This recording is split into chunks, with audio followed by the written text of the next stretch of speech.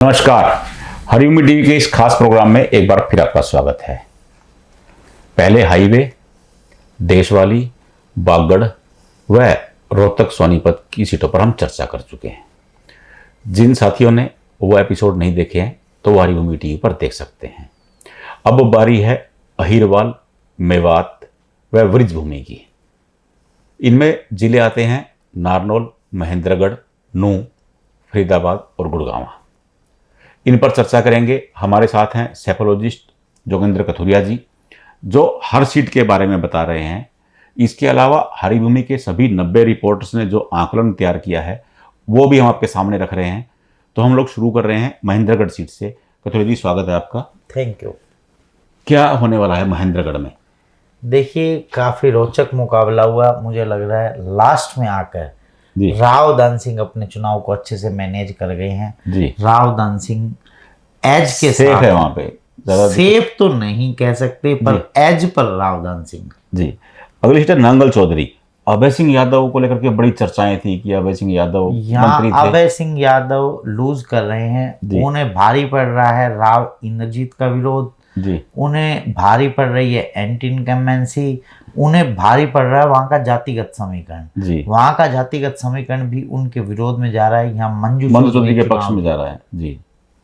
मंजू चौधरी को एज है वहाँ पे। अगली सीट है बावल। बावल में ML रंगा हैं, पूर्व वाइस चांसलर रहे हैं, पूर्व मंत्री रहे हैं। देखिए, यहाँ अहीर वोट्स अच्छे खासे हैं। मुझे लग रहा है जी कि जो फैक्टर हैं, डिसाइडिंग फैक्टर हैं, वो अहीर वोट्स हैं जी। वैसे जाट कम्युनिटी का भी, जाट मतदाताओं का अच्छा अच्छी खासी तादाद है बावल में जी। यहाँ फाइट जरूर है दोनों के बीच में, कुछ भी हो सकता है। यहाँ ML रंगा और जो स्वास्थ्य विभाग के निदेशक रहे हैं कृष्ण कुमार जी, बेसिकली वो बावल से नहीं है जी। मुझे लगता है कि वो कोसली के किसी गांव से हैं जी जी जी। तो बाहरी का टैग लगा हुआ है और ये काफी समय से यहाँ बावल से चुनाव लड़ते आए हैं, बावल में सक्रिय हैं जी। यहाँ कुछ भी हो सकता है। जो एज है जातिगत समीकरण के अकॉर्डिंग तो यहाँ भाजपा को है, परंतु जो सक्रियता और वहाँ के रिपोर्ट्स निकल के आ रही हैं वहाँ ML रंगा भी चुनाव जीत सकते हैं। अगली सीट है कोसली की। अनिल कुमार डहीना भाजपा के उम्मीदवार हैं। जगदीश यादव पिछले 4-5 दिन में जो चुनाव से पहले के लास्ट 5 दिन थे बहुत मजबूती से चुनाव लड़ा जी। और जो एज है वो जगदीश यादव के फेवर में है जी। अनिल यादव दहीना राव इंद्रजीत का जो समय ना दे पाना उसके खामियाजा उनको भुगतना पड़ रहा है। उनकी कमी खल रही है। राव इंद्रजीत अटेली में ही अटके रह गए तो यही कारण है कि यहाँ पर मुश्किलात खड़ी हुई है। रेवाड़ी में चिरंजी राव एक बार फिर ताल ठोक रहे हैं। यहाँ पर उनके जो विरोध का वोट है कई जगह बट गया है। देखिए, 2 जिले मैंने पूरे हरियाणा में 3 जिले ऐसे हैं जहाँ पर कांग्रेस भाजपा का सफाया कर सकती है। रोहतक जिले में मुझे लगता है कि शायद कोई भी सीट भाजपा को ना मिले जी। इसी प्रकार रेवाड़ी तो कभी बेल्ट थी यहाँ पर भाजपा की और यहाँ कांग्रेस सफाया कर सकती है यहाँ पर भाजपा का। इसी प्रकार फतेहाबाद जिला भी मुझे याद आ रहा है कि कोई सीट भी शायद भाजपा की ना आए। तो इस तरह की जो जिले हैं वो भाजपा को बहुत ही डेंट पहुंचा रहे हैं। जो भाजपा की सरकार के रास्ते में रोड़ा है ये 3 मुख्य जिले। अगली सीट है पटौदी। बिमला चौधरी भाजपा की उम्मीदवार हैं। देखिए, बिमला चौधरी पूर्व में विधायक रही हैं, राव इंद्रजीत की करीबी हैं। जो जातिगत समीकरण है उनकी फेवर में मुझे लग रहा है कि बिमला चौधरी के सामने जो परल चौधरी नया कैंडिडेट, नया उम्मीदवार आया, मुझे लग रहा है कि वो इतना मैनेज नहीं कर पाए अपने चुनाव को। या बिमला चौधरी को एज है।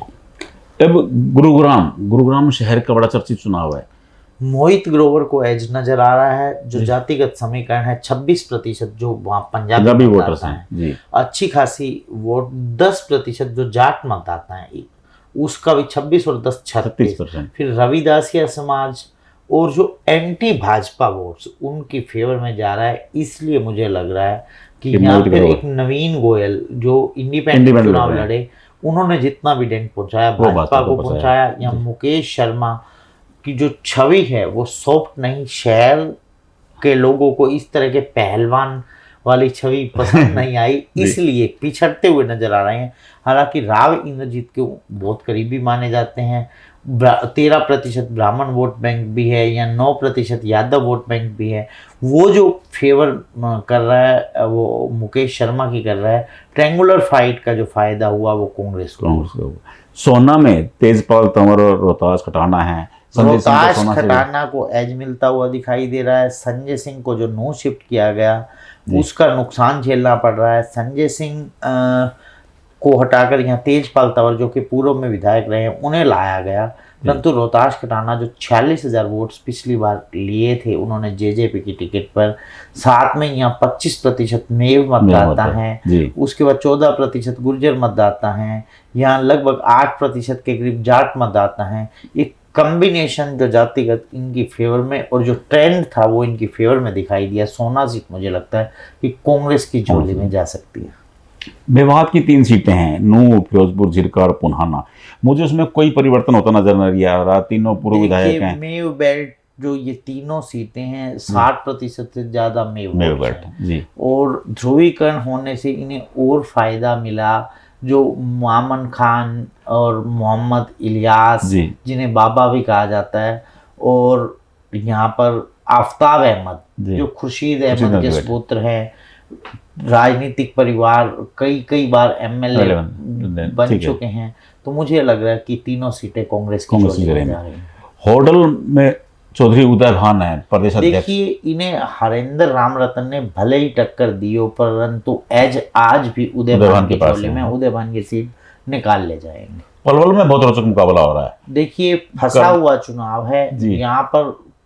जो भूपेंद्र सिंह हुड्डा के समधी हैं करण सिंह दलाल, उनका चुनाव काफी फंस गया था। देखिए यहाँ कुछ भी हो सकता है। गौरव गौतम जो नया चेहरा थे, पिछली बार टिकट के दावेदार थे, इन्हें टिकट नहीं मिली थी, इस बार टिकट मैनेज करने में कामयाब हुए थे।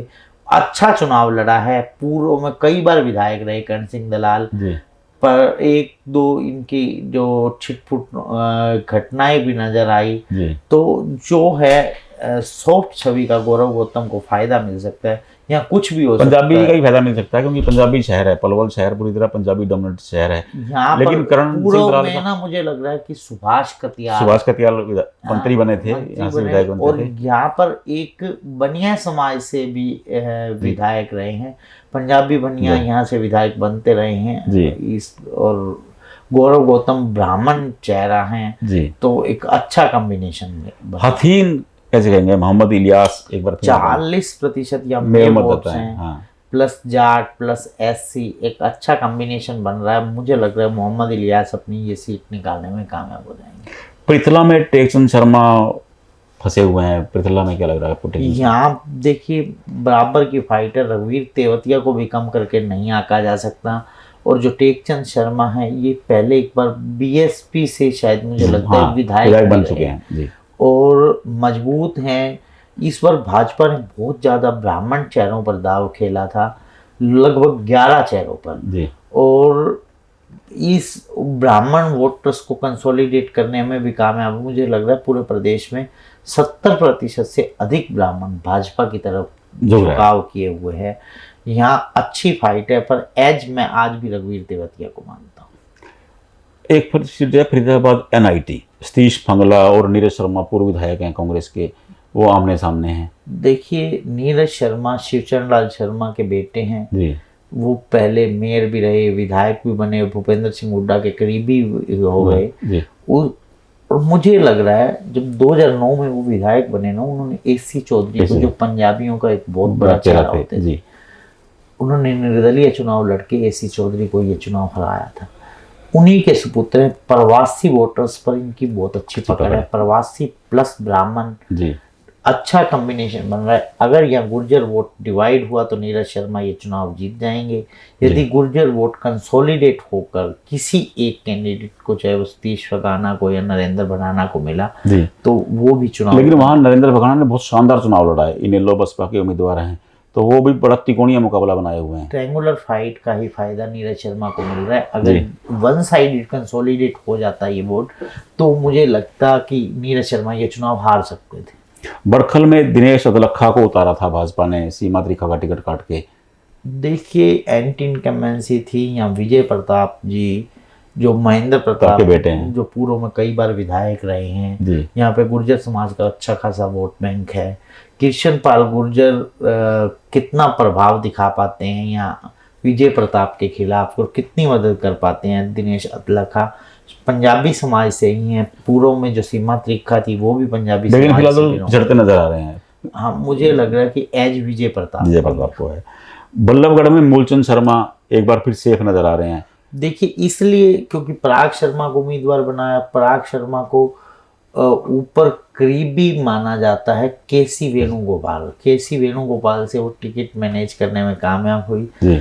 और यहाँ शारदा राठौर का टिकट जो इंडिपेंडेंट चुनाव लड़ा उसका खामियाजा या कांग्रेस को भुगतना पड़ा। यदि यहाँ शारदा राठौर को टिकट मिलती तो ये सीट कांग्रेस की झोली में जा सकती थी।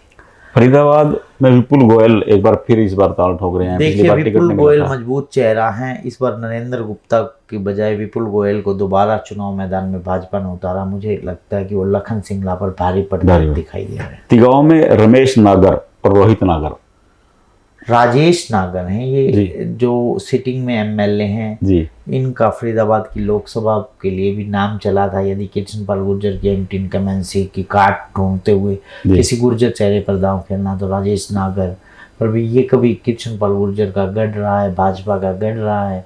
मुझे लगता है कि यहाँ पर कांग्रेस से एक चूक हुई। कांग्रेस यदि ललित नागर जो कि गांधी परिवार के बहुत करीबी थे और उनका अच्छा कद है, परंतु एक चौकस का दांव पिछली बारी ने फरीदाबाद की लोकसभा की टिकट मिली हुई कट गई थी। अवतार सिंह बढ़ाना टिकट दोबारा लाने में कामयाब हुए थे। तो मैं ये कह रहा हूँ, ये मैं मान के चल रहा था कि ललित नागर ही कांग्रेस के प्रत्याशी होंगे। अंतिम समय में इनकी टिकट कटी, इसका खामियाजा कांग्रेस को भुगतना पड़ेगा। कांग्रेस यहाँ तीसरे स्थान पर खिसक सकती है। यहाँ मुकाबला ललित नागर और राजेश नागर के बीच में। ललित नागर इंडिपेंडेंट चुनाव जीत भी सकते हैं। ये था गुड़गांव, फरीदाबाद, मेवात और अहिरवाल की सीटों का हाल। हमने आपको हर सीट वाइज बताया कि कहाँ कौन जीत रहा है, कौन हार रहा है। अगले एपिसोड में हम आपको पूरे प्रदेश की सियासत बताएंगे कि भाजपा, कांग्रेस व अन्य को कितनी कितनी सीटें मिल रही हैं। तब तक के लिए नमस्कार।